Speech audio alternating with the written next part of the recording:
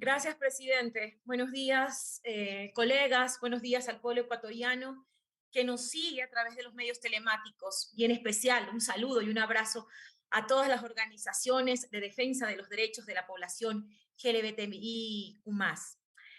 Bueno, asambleístas, el tema que nos ocupa en la sesión de hoy es vital y de mucha importancia para los derechos individuales y colectivos. Dentro de la Comisión Especializada Permanente de Garantías Constitucionales, Derechos Humanos, Derechos Colectivos y la Interculturalidad, hemos tomado con mucha seriedad y objetividad conocer y decidir, según nuestras facultades, las reformas a la ley orgánica reformatoria, a la ley orgánica de gestión de identidad y datos civiles, que a través de su institución, me refiero al registro civil, en algunos casos ha vulnerado estos derechos. La génesis del problema jurídico se remonta al año 2012, cuando la Defensoría del Pueblo, en nombre del ciudadano Bruno Paolo Calderón Pazmiño, antes llamada Carla Paola Calderón Pazmiño, presenta una acción extraordinaria de protección ante la Corte Constitucional en virtud de la vulneración de sus derechos en el ámbito administrativo y jurisdiccional de lo que fue víctima Bruno Paola cuando el registro civil no le permitió ejercer su derecho a la identidad sexual en el cambio de su sexo y en su cédula de identidad. En este contexto, es necesario citar el razonamiento de la Corte Constitucional en su sentencia del 10 de mayo del 2017, que dispone a esta Asamblea a que en el plazo no mayor de un año, contados desde la notificación de esta sentencia, adopte las disposiciones legales necesarias para regular el procedimiento de cambio de sexo de personas transexuales, observando los criterios vertidos por esta Corte en el análisis de los derechos constitucionales al libre desarrollo de la personalidad e identidad personal. Es decir, este Parlamento tuvo que cumplir esta sentencia hace más de 4 años. No lo digo yo, ni la comisión como tal, lo dice la Corte Constitucional como máximo organismo de control y administración de justicia constitucional del ordenamiento jurídico de este país. Ahora, la Corte Constitucional hace una rigurosa aplicación de sus atribuciones dispuestas en el artículo 429 y 436, artículo 1 de la Constitución de la República, en observancia del principio Iura Novit Curia, cuya finalidad es la protección y tutela eficaz y efectiva de los derechos constitucionales cuando pudiere generarse una posible afectación de los mismos. El organismo consideró fundamental emitir un pronunciamiento respecto a si la pretensión constante en la garantía constitucional que presentó la Defensoría del Pueblo fue atendida en observancia a lo establecido en el ordenamiento jurídico, pues la misma Corte encontró que se vulneraron los derechos de una persona transexual al impedirse ejercerlos. Romper esquemas y modernizar las normas a la vanguardia de los derechos humanos es un reto para todos los parlamentos, y más en nuestra sociedad, en donde en muchos casos aún se vive una brutal xenofobia, discriminación, racismo, sexismo y demás manifestaciones de exclusión social que no permiten una real convivencia civilizada y armónica como sería lo deseable. Pero aquí, en este hemiciclo, he visto y escuchado a muchos de ustedes hacer alarde de ser los más respetuosos del derecho y de la Constitución. Pues bueno, es hora de cumplir también esta vez con el organismo de control constitucional sin mirar a otro lado ni desconocer una realidad que lastima y mata. Eso es clarísimo, mata, producto de la discriminación por la orientación sexual. La Constitución de la República indica que todos los poderes públicos del Estado deben motivar sus resoluciones y decisiones. Y como miembro de este Parlamento, motivo mi postura a favor de la reforma del artículo 94 de la Ley de Datos y la inclusión de los artículos 94.1, 94.2 y 94.3 en la misma norma donde se desarrolla el ejercicio, requisitos, el proceso administrativo para ejercer este derecho. Dejando claro, colegas asambleístas, que esta rectificación registral no altera la titularidad de los derechos y obligaciones jurídicas que pudieran corresponder a la persona con anterioridad a la inscripción del cambio registral,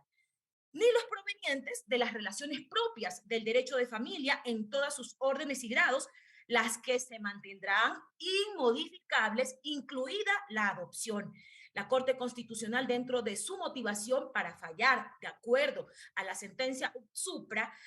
ha razonado que una persona, al cumplir la mayoría de edad, adquiere total independencia acerca de sus decisiones y responsabilidades, lo cual implica el ejercicio directo de sus derechos y libertades. Por lo cual, si una persona desarrolla un género distinto al sexo asignado al nacer, y esto le lleva a someterse a procedimientos médicos a fin de adecuar su sexo o su cuerpo al sexo biológico, al género mental, asume una identidad transexual. Dicho esto, entonces, lo correspondiente es que la autoridad pública reconozca dicha libre autodeterminación de identidad personal sin discriminación ni interpretaciones antojadizas producto de los dogmas que nada tienen que ver con el marco legal. Colegas asambleístas, y citando la misma sentencia, el deber ser estatal es que no solo obedecemos a la protección de los derechos constitucionales, sino al sentido mismo de la justicia en democracia, como axioma del ordenamiento social que implica la creación de sociedades en las que las personas vivan sin humillaciones y con plena libertad de ser quien quieran ser, en las esferas públicas o privadas. Por eso concuerdo plenamente que esta reforma se adecúa a lo que ha planteado el organismo constitucional y por tal motivo seguir prohibiendo o restringiendo desde las leyes obtusas el cambiar el sexo y en suma la identidad personal en el documento de registro de personalidad jurídica causa un efecto legal que no encuentra un fin constitucional legítimo, pues restringe en forma absoluta la libertad de desarrollo o identidad de acuerdo a dimensiones personales. Además, implica una medida desproporcionada, ya que mantiene en permanente incertidumbre a personas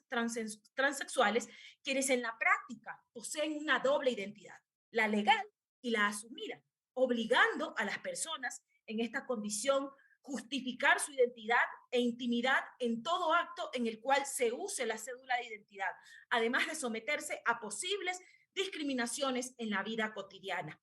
Para finalizar, compañeros asambleístas,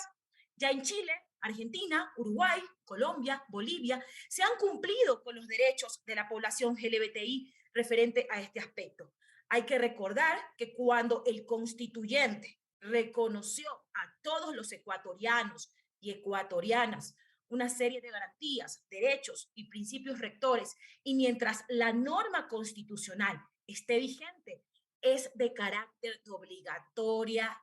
cumplimiento y hay que respetarla. No se hizo discrimen alguno. Dicho esto, debemos circunscribir nuestras actuaciones como poder público a lo que se nos ha dispuesto promulgar las leyes que no vulneren derechos constitucionales, como los detallados en los numerales 3, no, literal A, 4, 5, 9 y 20 del artículo 66 de la Constitución de la República, que refiere al derecho a la integridad personal, que incluye la integridad física, psíquica, moral y sexual, además de garantizar las instituciones como el Registro Civil, la Policía Nacional, Migraciones y otras que eviten vulnerar el derecho a la igualdad formal, material y no discriminación y al desarrollo libre de la personalidad.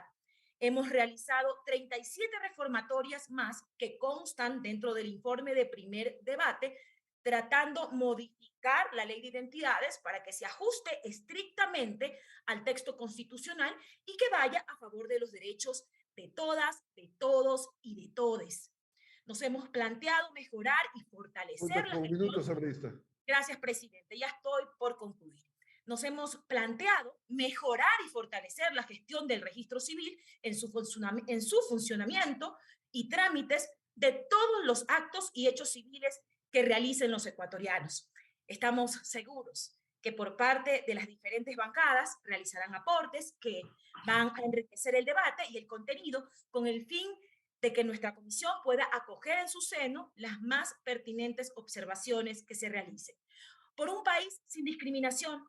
por un país sin homofobia, por un país y por un Ecuador libre y que sus instituciones garanticen el real ejercicio de sus derechos. Seguiremos apoyando este tipo de iniciativas. Gracias, presidente. Gracias, colegas, pueblo ecuatoriano.